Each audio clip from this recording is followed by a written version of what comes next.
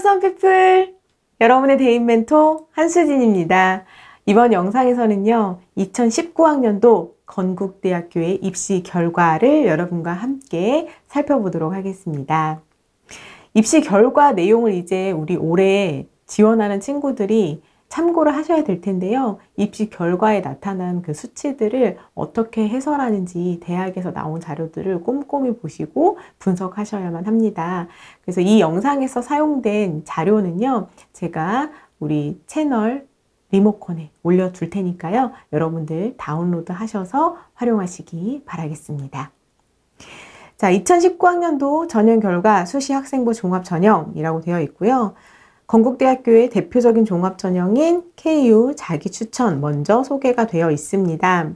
입시 결과 볼 때요, 여러분, 먼저 이 수치가 어떤 학생들을 대상으로 나온 건지, 산출된 것인지를 확인하셔야 되는데요. 이 건국대학교 입시 결과에서는 최종 합격자를 기준으로 내신을 산출해서 여러분께 제공하고 있습니다. 여러분들이 이제는 이 최종 합격자라는 용어에 좀 익숙해지셔야 하는데요.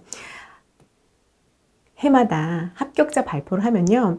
예를 들어서요. 작년에는 국어국문학과에 자기추천 전형으로 총 13명의 학생을 선발했습니다. 그러면 1차로 서류를 선발하고 2차 면접까지 통과했을 때 최종으로 1등부터 13등까지의 학생이 발표가 됐을 거예요. 그렇게 발표된 친구들이 바로 최초 합격자입니다. 처음 1등부터 13등까지 그 모집 인원만큼의 합격자가 최초 합격자입니다.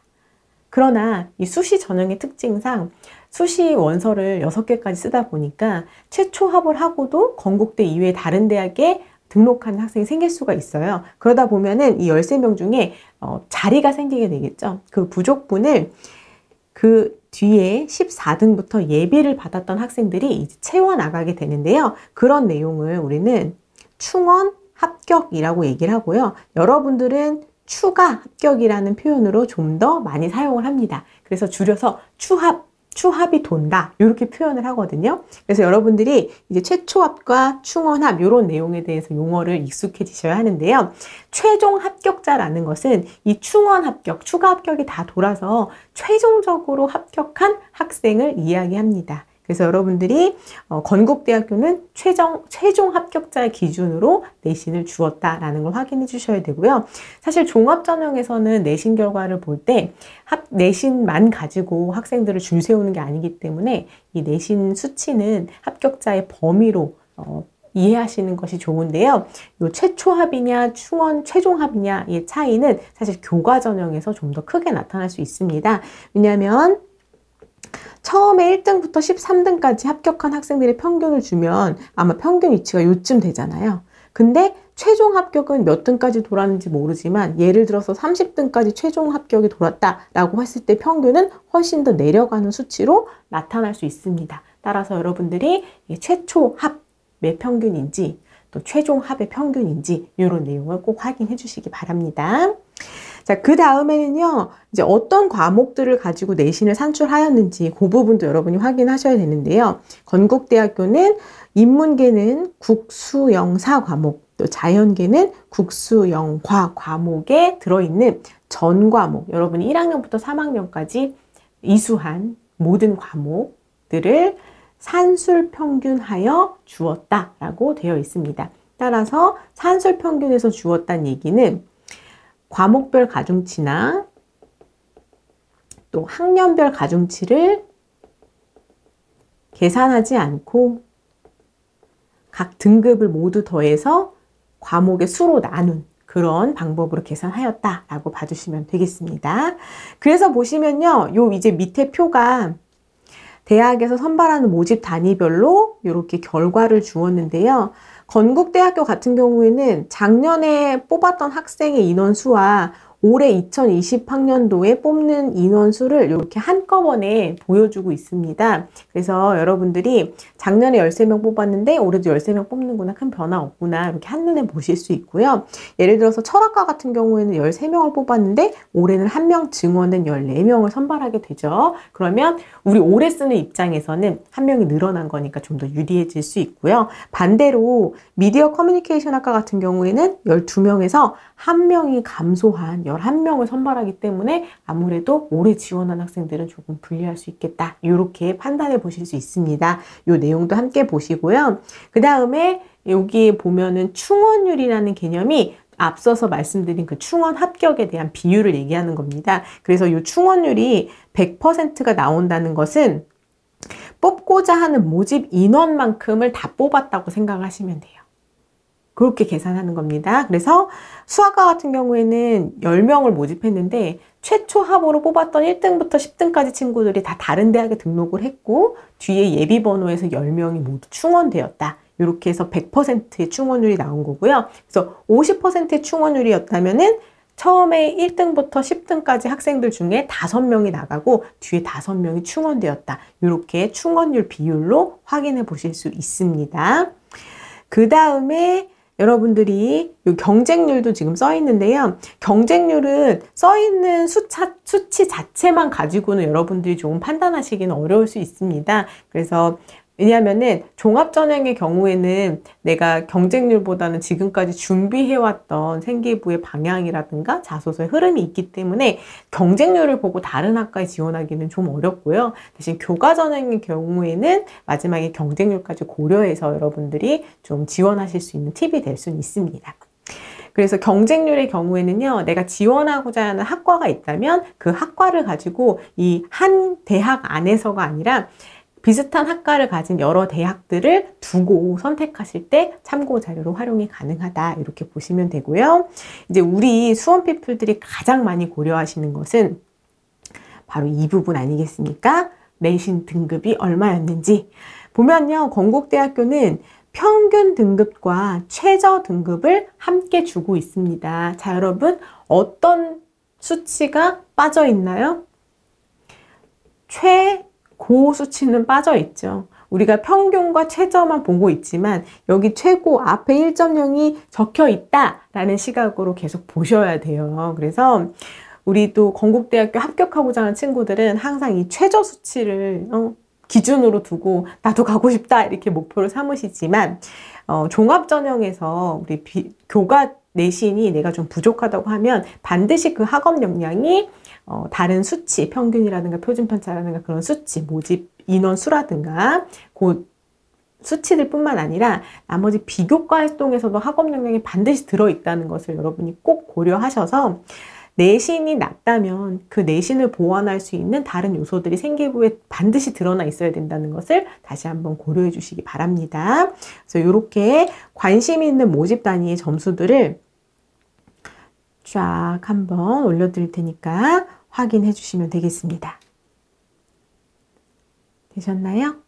그리고 여러분, 그 입시 결과를 확인할 때는 작년과 올해 학생을 선발하는 데 있어서 어떤 차이점이 없는지를 계속해서 확인하셔야 되는데요.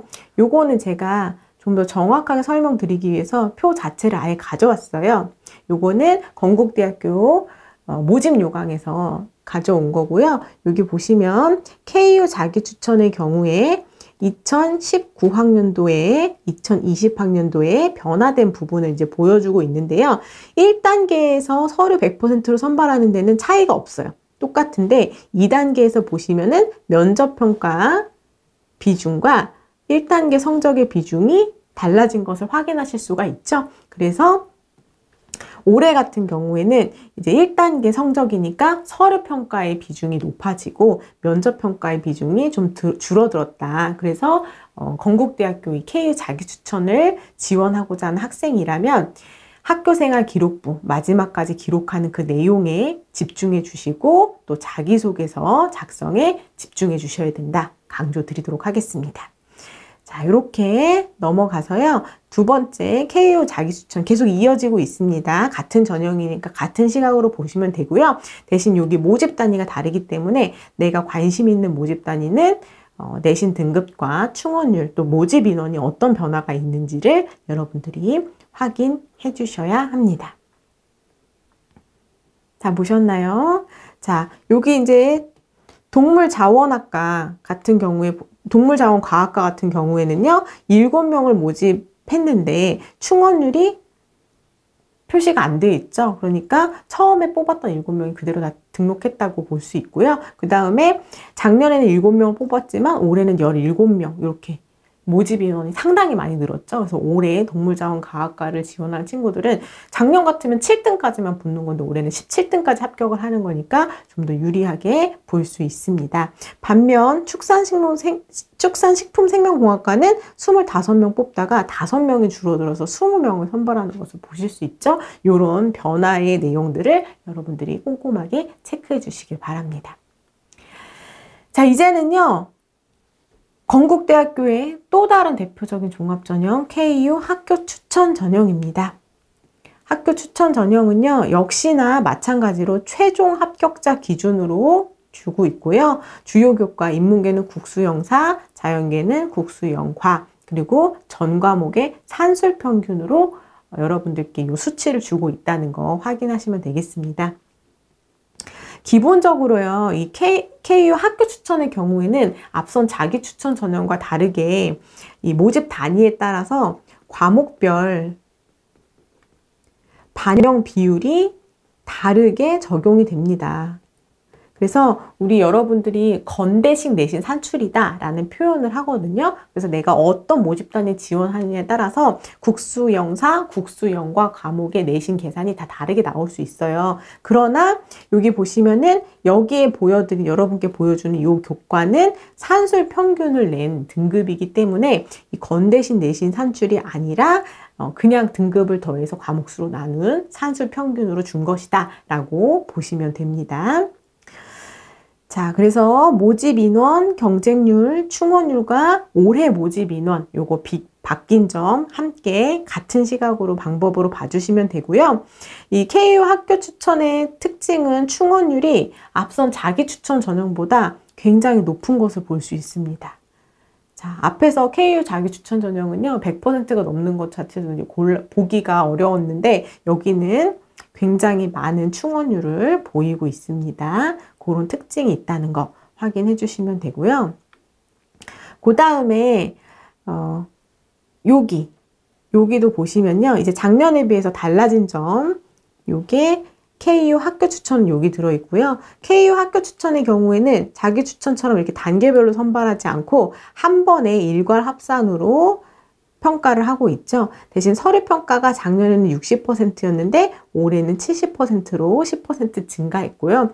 교과전형 40% 비율에서 30% 반영으로 줄어든 것을 확인할 수 있습니다. 그래서 이 학교 추천 전형이 교과를 이렇게 정량평가에서 계산하다 보니까 그 앞선 KU 자기추천보다 합격하는 학생들의 내신 분포가 더 높게 분포되는 그런 특징을 보이고 있는데 올해 같은 경우에는 교과 비중이 좀 줄어들고 서류의 비중이 늘어나는 만큼 내신에 대한 그 변별보다 서류에서 더 많은 변별력이 될 것으로 예상되기 때문에 우리 KU 학교 추천 전형을 준비하는 친구들의 경우에도 마지막까지 생기부 활동 채우는 것과 자기소개서 작성에 최선을 다해 주시기를 안내 드리겠습니다. 자, 이렇게 관심 있는 대학 모집 단위 같은 학교 추천 전형입니다. 확인해 주시면 되고요. 그리고 이 모집 인원이나 모집 단위 같은 경우에는요, 지금 건국대학교의 최종 모집 요강 여러분 지원하시기 전까지 마지막까지 나오는 그 모집 요강을 반드시 확인하셔야 됩니다. 건국대학교 같은 경우에도요, 지금 모집 단위에 변경이 있을 예정이기 때문에 그 내용과 또 모집 인원수를 최종 모집 요강에서 여러분들이 끝까지 확인하시고 지원 학과를 선택하시면 되겠습니다. 이 자료 여러분들 제가 앞에 초반에도 말씀드렸지만요, 우리 채널 리모컨에 제가 함께 올려놓을 테니까요, 여러분들 다운로드 받으셔서 활용해 주시고 건국대학교 입학을 꿈꾸는 우리 수험피플들 이 자료 참고해서 활용하시면서 꼭 합격하시기를 응원하겠습니다. 감사합니다.